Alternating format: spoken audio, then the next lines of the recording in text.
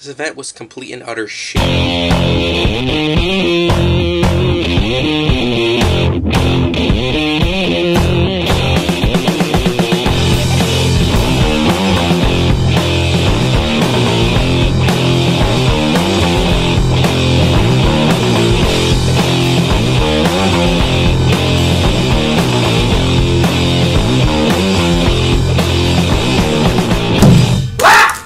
These cookies are good, not sponsored. Hey, what's up, guys? It is G-Dog, back with another sort of reaction review, whatever you want to call it. I haven't done one of these in a while. I promise I will go back to like the movie reviews. I just stand in front of the camera. I just be like talking about movies and everything like that. But today I watched WWE horror show at Extreme Rules, and as you just saw from my reaction, it was fucking shit. Why would WWE think that this is a good idea? First of all, you have... Oh, excuse me, a burp came out of me. Sorry about that. You have the show called Horror Show at Extreme Rules for no damn reason. It's sort of like... I don't know. It's sort of like what you did at Backlash. Instead of just calling it Backlash, you called it the greatest wrestling match ever at Backlash. It's ridiculous, but that's not the biggest problem with this. I know a lot of you are probably going to think, oh, was there anything you liked in this event? Well, one thing. Drew McIntyre versus Dolph Ziggler. That's the only match I liked. Dolph Ziggler picked the stipulation of he gets to use Extreme Rules, like, stipulations, while Drew McIntyre can't use any weapons, can't get counted out. Normal match for Drew, but Dolph Ziggler can use weapons and other thing like that. That was the only half semi-decent match. It wasn't because it wasn't boring, it wasn't predictable, there was no cheap ending or cheap tactics to it. It was just a match between two guys fighting, duking it out for the WWE Championship. That was the only halfway decent match. And I will say, the, what was it called, Swamp Fight match between Braun Strowman and Bray Wyatt, I think, yeah, Bray Wyatt. That wasn't okay. It was kind of entertaining a little bit and everything like that. Many cool little flashbacks happen. I will say they keep cutting back to certain random events that Braun Strowman did when he was with the Wyatt family, which was very distracting because I want to be watching the match, not these flashbacks. But, hey, I won't listen to you about everything. I legit thought the match was actually over when Braun Strowman had actually set this random dude on fire. That was actually some pretty gruesome stuff. It was obviously a stunt, but it was some pretty gruesome stuff. And then he gets calls from the Alexa Bliss, which, by the way, we all know I am the correct specimen for Alexa Bliss. I am! A lot of people are probably going to be like, you're a kid, why do you want to fall in love with Alexa Bliss? Well, if Diesel Patches wants to marry Morg's mom, then I think I'm safe to fall in love with a female wrestler. But anyway, the match was all set and handy and everything like that. Ending was kind of confusing. I don't know who's the champion. I don't know if Bray Wyatt is the champion or Braun Strowman retained his title. All I know is that The Fiend apparently dragged them both into the water. Concurring now that The Fiend and Bray Wyatt are now two different people, whatever. And, yeah, that's pretty much all I like. Let's talk about the most disappointing match of the entire card. Seth Rollins versus Rey Mysterio in an eye-for-eye match. The only way to win is to rip out your opponent's eye and the blood and flesh and guts and everything like that. Oh wait, this is PG, we can't show anything like that. So, the match is all handy-dandy, there's some cool moments here and there, and then they go the pussy route. And if you guys don't know, none of you know, but I have a special term for certain WWE matches that I like to call pussy matches, where they can't, or pussy moments, pussy routes, whatever you want to call it, just all pussies, I'm telling you. For me, a pussy route is when the WWE doesn't know what to do with this match. They don't know how to end it, or they don't know how you know, whose wrestler's gonna win. They don't know what to do with anything. So they just say, fuck it, Rey Mysterio's damaged eye is hurting all of a sudden, and the bell rings and nobody wins. Even though they're trying to imply that Seth Rollins won, even though that's not true, because Seth Rollins didn't rip out his eye, and the way to win was to tear out your opponent's eye, and that never happened. So that's a little confusing. We had Nikki Cross versus Bayley. Not boring match, it was a meh match. But then it was predictable as hell, because I knew Bayley was going to win. Why would they make Bayley drop the title to Nikki Cross? But you know, predictable as all hell match, whatever. The New Day versus Shinsuke Nakamura, and Cesaro. That match, did I say New Day? I think I did. The match was boring. How do you make a tables match boring? It's one of my favorite matches in the history of WWE. How do you make a tables match boring? I will never know. But, in all actuality, the match was really boring, and I sort of knew that the New Day was going to lose, like, duh. But I will say the ending was actually kind of cool. I did like, you know, when Cesaro grabbed, like, you know, he grabbed Kofi Kingston, threw him off the top rope, and he crashed through 2 tables. That was pretty cool. I like that little moment. I love stacked tables. What in the fuck just attacked me? But yeah, all the other matches on the card were either boring and bad, or boring with a pussy cop-out. What drove me off the deep end was Sasha Banks versus Asuka for the Raw Women's Championship.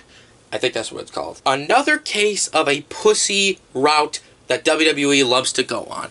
So in the match, spoiler alert, Asuka's about to win the title, then Bayley comes in wanting to hit her with the bell, then he gets told to go out of the ring, and then Sasha Banks wants to hit her with the bell, and then the referee's like, no, you can't use the bell, and then she's like, I wasn't going to use the bell, it's weird! Even though it was clearly obvious she was going to use the belt.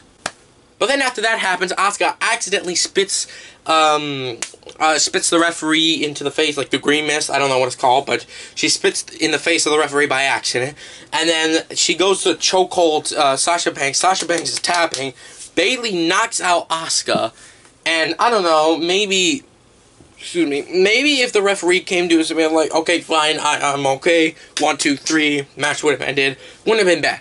But Bayley pulls off the shirt of the referee, puts the shirt on, puts Sasha Banks on top of Asuka, counts the 1, 2, 3, and then she's like, ring the bell, and no one's ringing the bell because she's not an official, she's not a licensed referee, so she has no power to do that.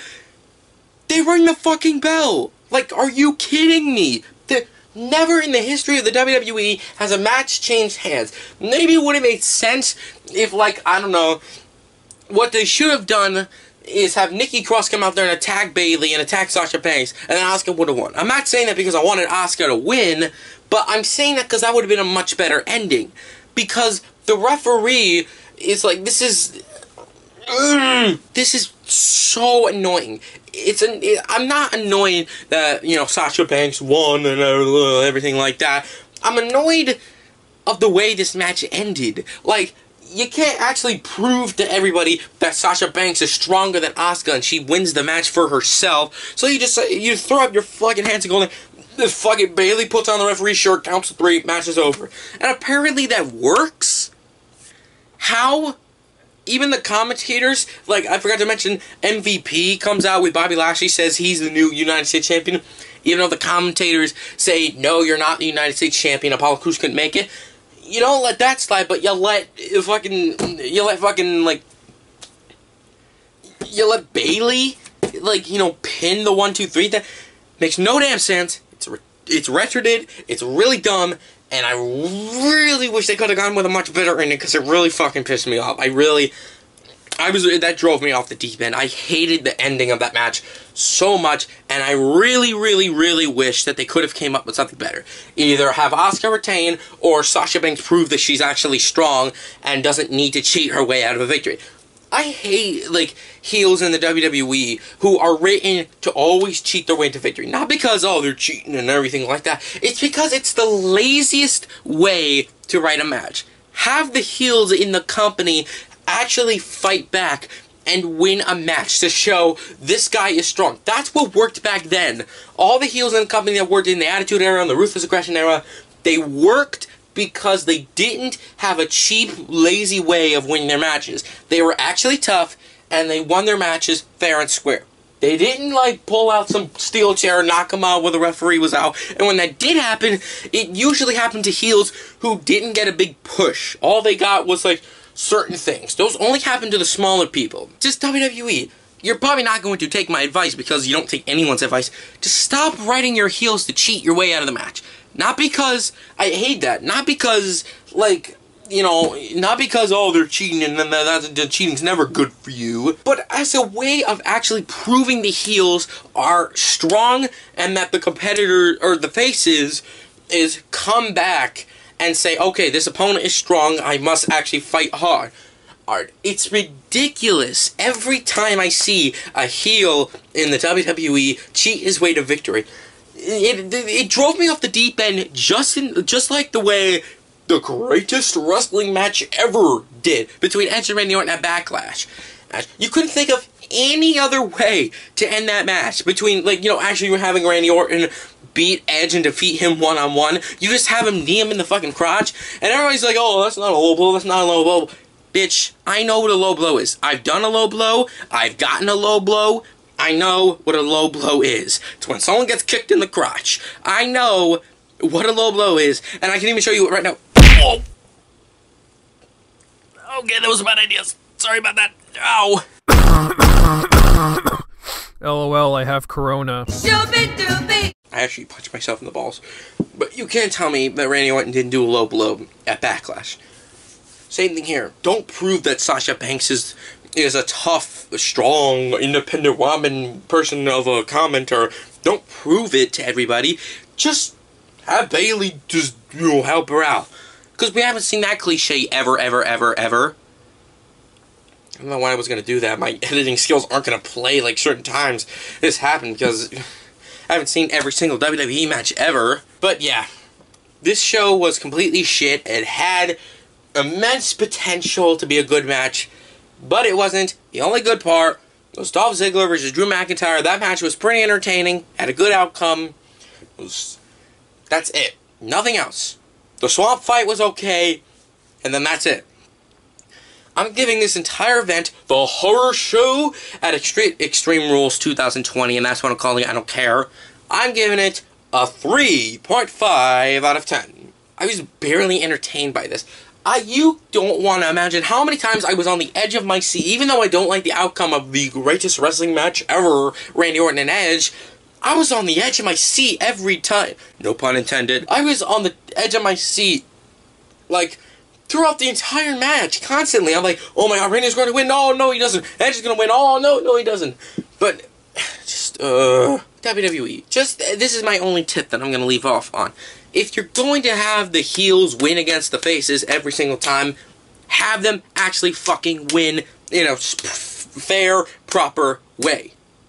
So that way, they don't come up the next night and say, oh, this person helped me, and I clearly won because of them, but I am the victor and you can't do anything about it. Just take some advice, even though you're not going to take my advice. Just write them with some fucking dignity, I guess. Some fucking dignity will do something. Don't have the heels constantly win by cheating. Have them win by winning fairly, so this proves that the heels are tough and strong opponents for the faces. Okay? Not having them cheat every match, because, you know, honestly, when they cheat in a match, that just proves that they're weak. And they're not strong. But yeah, that's going to wrap it up for this quick video. I'm literally recording this. My TV's not on, so I don't know why I'm showing it. I'm literally recording this probably a good half an hour after I watched Extreme Rules 2020. I know it's called Horror Show at Extreme Rules, but I'm not calling it that. The stupid fucking title. But I'm recording this like a few hours, not a few hours, like half an hour after it ended, so, you know, I'm probably going to have this uploaded by tomorrow, and if I don't have it uploaded by tomorrow, and then tomorrow would be the 20th, if I don't have it uploaded by then, I apologize, but, you know, guys, you know, that's it. That's pretty much it for this video. Thank you for watching the video. Make sure to do all the bullshit that YouTube always allows you to do, like, comment, subscribe, hit the notification bell. And, most importantly, tell me what you guys thought of this event. If you guys watched WWE, if you have the WWE Network or anything like that, tell me what you guys thought of this event. Did you like it? Did you hate it? Tell me what you want. Anyway, that's it. I am G-Dog, and I will see you in the next video. Yeah.